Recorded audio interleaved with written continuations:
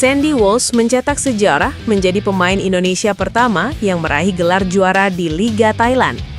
Sandy melakukannya bersama Buriram United. Tim asuhan Mark Jackson itu merengkuh gelar meski baru memainkan 25 pertandingan. Buriram sebenarnya baru akan bertanding melawan Ayutthaya United pada pekan ke-26 Liga Thailand. Namun, kekalahan yang dialami Bangkok United dari Nakhon Ratchasima membuat Buriram United sah menjadi juara. Dengan begitu, tidak ada tim lainnya yang bisa melampaui perolehan poin Buriram United. 3 tim pesaing lainnya, Port FC, Ratchaburi FC, dan Bangkok United tidak akan bisa lagi mengejar Thunder Castle, julukan Buriram. Sandy dikontrak Buriram pada awal tahun ini dari klub Jepang, Yokohama F. Marinos. Sejauh ini, pemain berposisi bek sayap kanan tersebut melakoni 27 pertandingan dan mencetak 3 gol. Pada musim pertamanya, Sandy langsung memberi gelar juara pada Buriram. Ini sejarah pemain Indonesia meraih gelar juara kompetisi kasta tertinggi Thailand. Pelatih Timnas U17 Indonesia Kurniawan Dwi Yulianto bertekad membawa skuadnya menjuarai Piala AFF U17 2026 yang digelar di Stadion Gelora Delta Sidoarjo dan Stadion Gelora Joko Samudro Gresik, Jawa Timur pada 11-24 April. Menurut dia, pengalaman pemain yang sebagian besar berlaga di kompetisi Elite Pro Academy menjadi bekal penting dalam menghadapi tekanan pertandingan di level internasional. Bahkan, meski belum ada pemain yang tampil di tim senior, beberapa di antaranya telah merasakan atmosfer latihan bersama tim utama. Selain itu, dia menilai seluruh pemain telah menunjukkan kesiapan yang baik setelah menjalani rangkaian latihan menjelang turnamen tersebut. Menurut Kurniawan, perkembangan terlihat dari aspek mental bertanding serta kemampuan pemain dalam menjalankan instruksi tim pelatih. Dia pun menekankan pentingnya menanamkan mentalitas juara kepada para pemain muda sebagai bagian dari proses pembinaan jangka panjang. Ex-asisten pelatih Komo itu menyebut setiap pertandingan harus dipandang sebagai final agar para pemain Timnas Indonesia memiliki motivasi tinggi untuk meraih hasil terbaik. Dia menambahkan, Piala AFF U17 juga menjadi bagian dari persiapan menuju kompetisi level Asia yang akan datang, Piala Asia U17 AFC 2026. Dia optimis timnya mampu bersaing dengan persiapan yang telah dilakukan sejauh ini.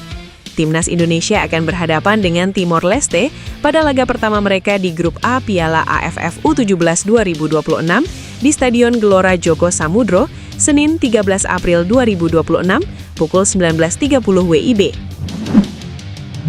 Gelombang pemain diaspora untuk memperkuat Timnas Indonesia kembali memanas.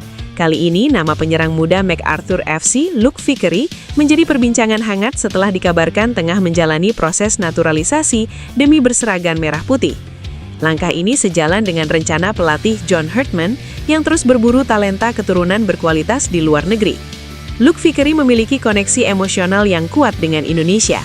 Garis keturunan penyerang 20 tahun ini berasal dari sang ibu, di mana neneknya lahir di Indonesia. Kabar baiknya, proses administrasi dilaporkan tidak mengalami kendala berarti.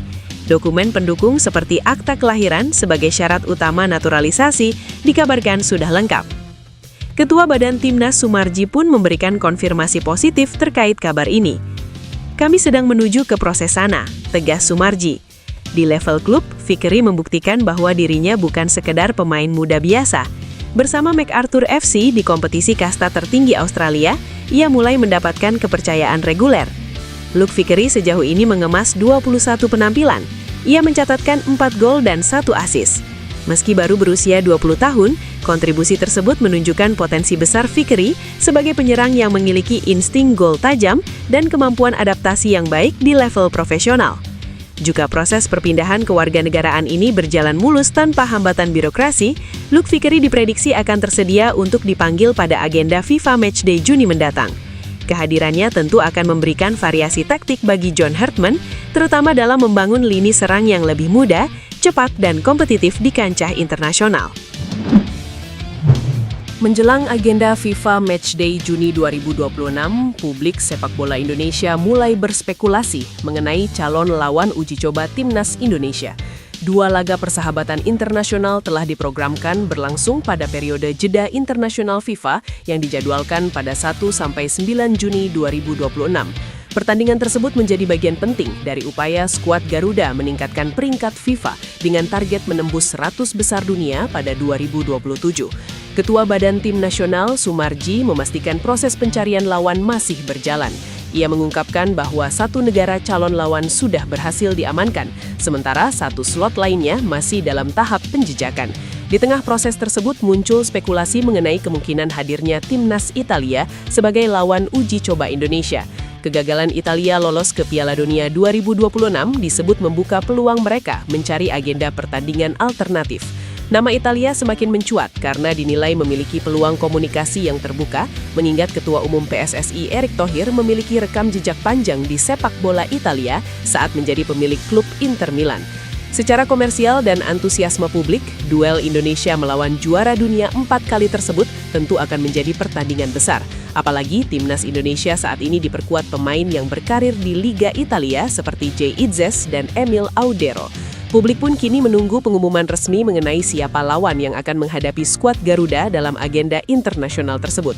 Rumor Jay Itzes ke AC Milan terus memanas. Peluang Itzes meninggalkan Sassuolo untuk bergabung dengan AC Milan pun diklaim berada pada kisaran 52%. Probabilitas itu dimunculkan oleh situs penyedia data statistik Transfermarkt yang juga memantau pergerakan rumor para pemain sepak bola.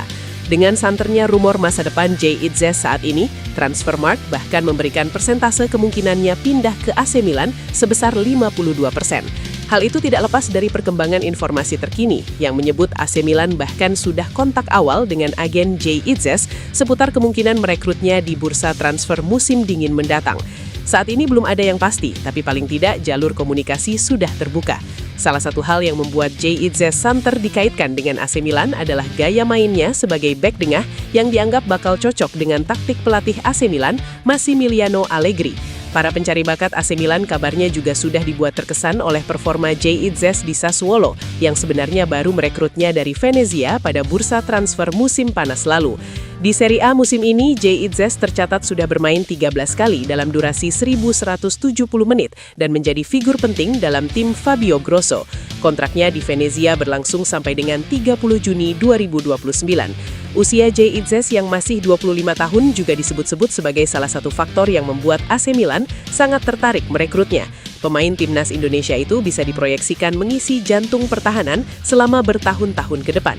Performa Dean Zandbergen tengah jadi perbincangan hangat di kalangan pecinta sepak bola Indonesia. Penyerang berdarah Indonesia itu dinilai layak segera dinaturalisasi untuk memperkuat timnas Indonesia. Desakan ini datang dari pengamat sepak bola nasional, Roni Pangemanan. Ia menilai krisis striker di skuad Garuda harus segera mendapat solusi konkret. Dalam waktu dekat, timnas Indonesia akan menghadapi berbagai ajang penting sepanjang 2026. Namun, lini serang masih menjadi pekerjaan rumah yang belum terselesaikan. Hal ini terlihat jelas saat tampil di FIFA Series 2026 lalu. Ketajaman di depan gawang masih belum konsisten dan kurang menggigit. Disinilah nama Dean Zandbergen mulai dianggap sebagai solusi ideal.